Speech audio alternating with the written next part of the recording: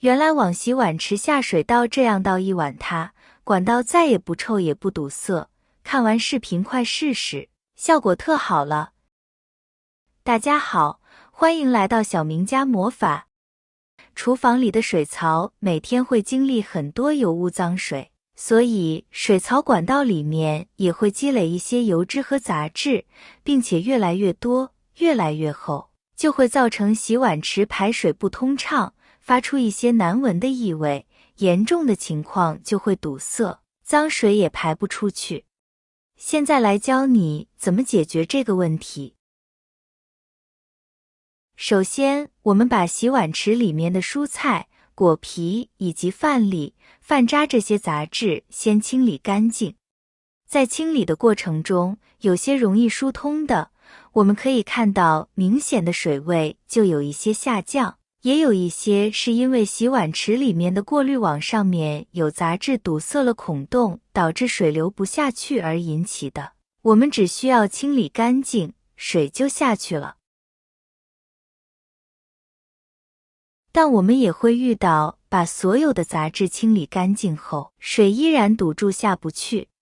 遇到这种情况，我们可以找来一个矿泉水瓶或者一个塑料瓶子，我们再找来一把剪刀，或者用美工刀把塑料瓶子的底部把它剪掉一段，在剪的时候尽量把底部剪平。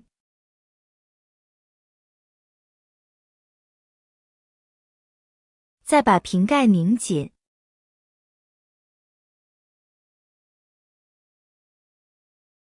把剪好的塑料瓶对准洗碗池的排水口使劲的挤压，在压力的作用下，洗碗池的下水道很快就通了。亲爱的家人朋友们，制作视频不容易。如果您喜欢我的视频，麻烦您动动发财小手，帮我点个赞支持一下吧。您的支持是我前进的最大动力。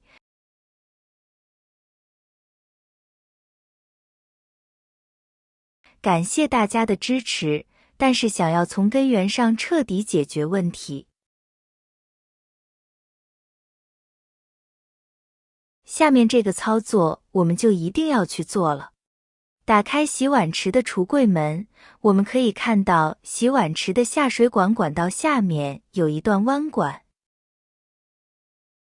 这一段弯管是起着缓冲的过滤的作用，我们可以把这一段弯管拧下来。下面这一段排污管如果能够取下来，我们可以把下半部分全部取出来进行清理清洁。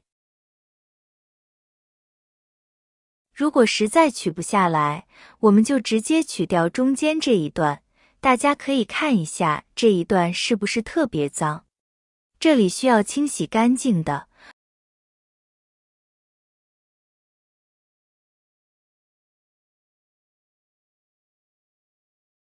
我们来自制溶液、洗洁精、3勺食盐，浓度的白醋比炒菜用的白醋浓度要高。大碗倒入小苏打，再倒入热水。小苏打用热水来做清洁，去油去污的效果会更强更好。劣质的管道疏通剂粉末不要直接倒入下水道，粉末如果不能完全溶解在管道里，容易堆积板结，会使下水管道堵得更严重，非常坑。所以先要把它搅拌溶解，然后再倒入排水口。再把调配好的溶液也倒入排水口，然后让它静置1个小时以上。刚才倒入的溶液会让管道内壁上积累的杂质和油脂慢慢溶解，更好的清洁下水道。小苏打也是厨房中经常使用的一种调料，具有很强的清洁能力。它可以洗衣服、洗头发、刷锅碗以及洗菜等等。而对于败坏厨房卫生环境的油斑、小虫子都能很好的应付，并且使用安全经济。小苏打又叫食用碱，是一种人工合成碱性物质，不容易到天然食品中，但也不会对身体造成伤害，因此是非常安全的。不得不夸赞，白醋的作用真是大。下水槽里的异味常常来自于废物残渣产生的霉变，属于偏弱碱性物质。用具有酸性的醋来中和厨房的臭味，也能起到除臭的作用。这样疏通的下水道非常彻底的，没有异味，而且流通性很好的。下水道之所以会发臭反味，主要的原因是因为在下水道的内部沉积了很多的油垢，油垢多了，就会有一些异物卡在管道内，这样就导致了下水管道内发臭反味。厨房下水道出现堵塞的情况，很多人都不懂如何疏通，还在傻傻的用开水去烫，但这种方法不仅没有效果，反而会让下水道堵塞得更加严重，还会释放出异味。人们的头发每天都要掉落的，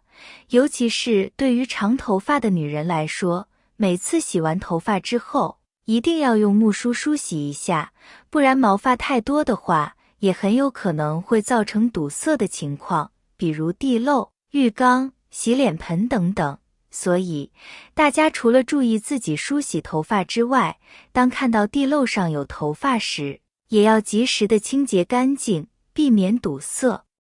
管道堵塞后，自然水就会在管道中积聚，慢慢堆积越来越多，管道内的污水和异物就会滋生出一堆细菌，而细菌又会释放出难闻的气体，造成更大的异味。如果卫生间和厨房的管道堵得厉害，哪怕再怎么开窗通风，异味也没办法去掉。这不仅影响了家人的生活质量，家中的卫生程度也大大降低。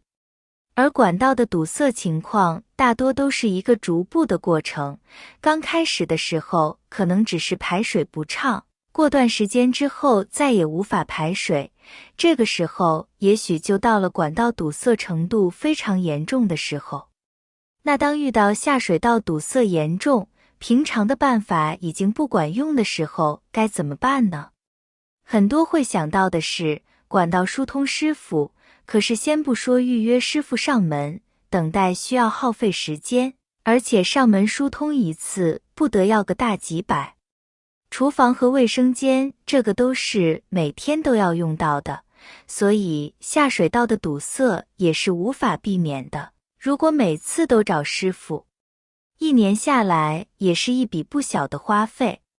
那么就可以试试我今天分享的这个疏通方法，简单又实用。好了，朋友们，今天的精彩视频就分享到这里了，感谢大家的支持和鼓励，我们明天视频再见。